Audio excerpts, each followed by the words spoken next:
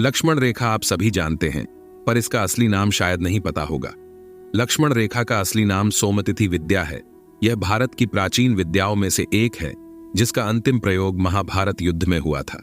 चलिए जानते हैं अपने प्राचीन भारतीय विद्या सोमतिथि विद्या यानी लक्ष्मण रेखा को। महर्षि श्रृंगी कहते हैं कि एक वेद मंत्र है, सोमम ब्रहि वृत्तम रथ स्वाहा वेतु संभव ब्रहे वाचम वाणम अग्नम ब्रहे रेत अवस्थि। यह वेद मंत्र कोड है उस सोमना कृतिक यंत्र का। पृथ्वी और बृहस्पति के मध्य कहीं अंतरिक्ष में वह केंद्र है जहां यंत्र को स्थित किया जाता है। वह यंत्र जल, वायु और अग्नि के परमाणुओं को अपने अंदर सोखता है। कोड को उल्टा कर देने पर एक खास प्रकार से अग्नि और विद्युत के परमाणुओं को वापस बाहर की तरफ धकेलता है।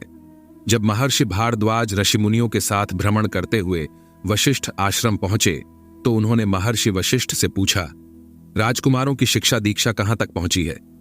महर्षि वशिष्ठ ने कहा कि यह जो ब्रह्मचारी राम है, इसने आग्नेयास्त्र, वरुणास्त्र, ब्रह्मास्त्र का संधान करना सीख लिया है।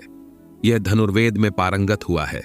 महर्षि विश्वामित्र के द्वारा यह जो ब्रह्मचारी लक्ष्मण है, यह एक दुर्लभ सोमतिथि विद्या सीख रहा है। उस समय पृथ्वी पर 4 गुरुकुलों में वह विद्या सिखाई जाती थी।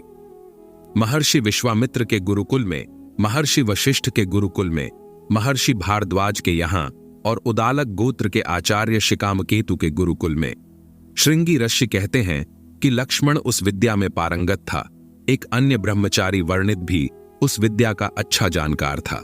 सोमम ब्रहि वृत्तम रथ स्वाहा वेतु संभव ब्रहे वाचम प्रवाणम अग्नम ब्रहे रेत अवस्थि। इस मंत्र को सिद्ध करने से उस सोमना कृतिक यंत्र में, जिसने अग्नि के, वायु के, जल के परमाणु सोख लिए हैं, उन परमाणुओं में फोरमैन आकाशीय विद्युत मिलाकर उसका पात बनाया जाता है। फिर उस यंत्र को एक्टिवेट करें और उसकी मदद से एक लेजर बीम जैसी किरणों से उस रेखा को पृथ्वी पर गोलाकार खींच दें। उसके अंदर जो भी रहेगा वह सुरक्षित रहेगा, लेकिन बाहर से अंदर अगर कोई जबरदस्ती प्रवेश करना चाहे तो उसे अग्नि और विद्युत का ऐसा झटका लगेगा कि वहीं राख बनकर उड़ जाएगा।